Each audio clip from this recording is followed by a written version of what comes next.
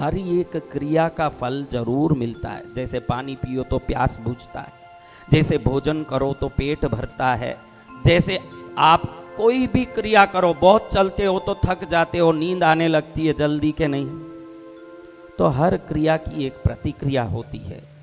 शास्त्रों में इन प्रतिमाओं में अभिषेक की विधान की कई प्रकार के फल बताए हैं। मैं कई बार आपको ये बताया हूं कि आपको कभी भी कोई भयंकर डर लगे, जैसा कोई भगवान करें कि ऐसा ना हो, लेकिन कभी डर लगने लगे आपको शत्रु का, कभी शत्रु का भय आता है, कोई धमकाता है, भय आता है कि नहीं, कभी रोग भय आता है, रोग का डर, ये रोग मेरा प्राण निकाल देगा, डर आता है क्या? कोई भी प्रकार का भय हो, घर में कुलदेवी की मूर्ति हो जी, चांदी में उसका पत्रा हो, तो फोटो में संभव नहीं अभिषेक, इसलिए बोल रहा हूं। नींबू का रस लीजिए, क्या लेना? नींबू का रस। अमावस्या का दिन होना चाहिए, नींबू का रस लो, अपनी कुल देवी को अभिषेक शुरू करो। अमावस्या, एकम और बीज 3 दिन करो। तीज के दिन वो डर आप में नहीं रहेगा, ये अभिषेक की महिमा है। जय जय गुरुदेव। समझ रहे हो? ये नींबू का रस से अभिषेक आपके अंदर के भय को समाप्त करता है। किसको समाप्त करता है? अंदर के भय को समाप्त। तो हर एक अभिषेक में जो भी बहुत विद्वान बनना चाहता है, खूब बोलना चाहता है, जिसको बोलना है, क्या करना है? बोलना। जोरदार बोलूं महाराज, ऐसा शक्ति दो है? मारो कंठ मधुर ना होई भले, मारो सूर बेसुरो होई भले,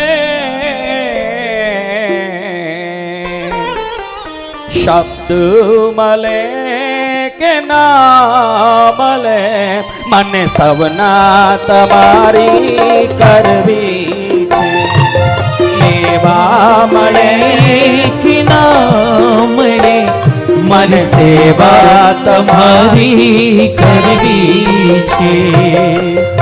देखो, जिसको विद्वान बनना हो, बहुत विद्वान बनना महाराज मुझे, तो द्रोब का जल, द्रोब घास आता है ना जी गुरुदेव, द्रोब के घास को भिगो करके उस जल से अभिषेक करोगे तो आपके कंठ चक्र जगने लगती है। अभिषेकों का अत्यंत प्रभाव है। निरंतर 48 दिन तक कुल देवी को घी से कोई अभिषेक कर दें, वो परम दरिद्रवान भी धनवान बन जाता है। जय जय गुरुदेव। ये उनको प्रसन्न करता है। क्या करता है? प्रसन्न करता है। अरे ये पाषाण के पत्थरों को कोई प्रसन्न कर सकता है?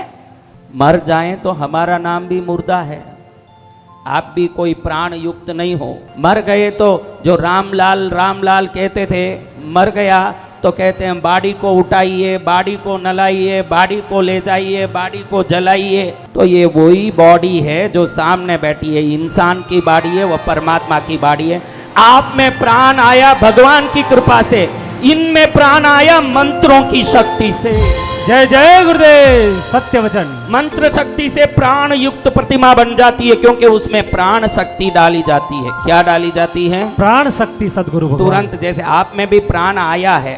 कितने बच्चे मुर्दे जन्मते हैं कि नहीं, पेट में ही मरे हुए जन्मते हैं। जी गुरुदेव। तो ये पाषाण भी निर्जीव था, लेकिन हमने परमात्मा की वो 5 शक्ति, इसलिए प्राण प्रतिष्ठा मंत्र बोलते हैं।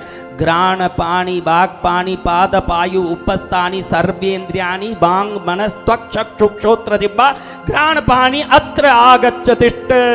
हम क्या बोलते हैं? जैसे आपके कान है तो कान में सुनने की शक्ति आ जाए, आंख है तो आंख में देखने की शक्ति आ जाए, मुंह है तो बोलने की चखने की शक्ति आ जाए, हृदय है तो धड़कने की शक्ति आ जाए। आज भारत में कितनी प्रतिमा है, लिख के देता हूं, आज चुनौती देता हूं इस कृष्णगिरी में बैठ के। कोई भी डॉक्टर हो, स्टेथोस्कोप लेके आए, अपनी पद्मावती की मूर्ति पर रखें, धड़कन का आवाज आएगा 100%। जय जय गुरुदेव। हाँ, पहचान है, समझना मत, उसमें प्राण है, वो धड़कता है। डॉक्टर सुन सकता है, स्टेथोस्कोप से सुन सकता है। देवी बैठी है, माँ बैठी है। तो आप ध्यान रखना, इन प्रतिमाओं पर जब भी आप अभिषेक करते हो, प्रतिमा नहीं है, ये भगवती है। उनके विभिन्न अभिषेकों से, जैसे आप बबुल का बीज बोलते हो तो क्या पेड़ आता है? नहीं। आम का बीज बोते हो क्या पेड़ आता है? तो विभिन्न बीज विभिन्न फल देते हैं, तो विभिन्न अभिषेक विभिन्न फल देते हैं। सत्य वचन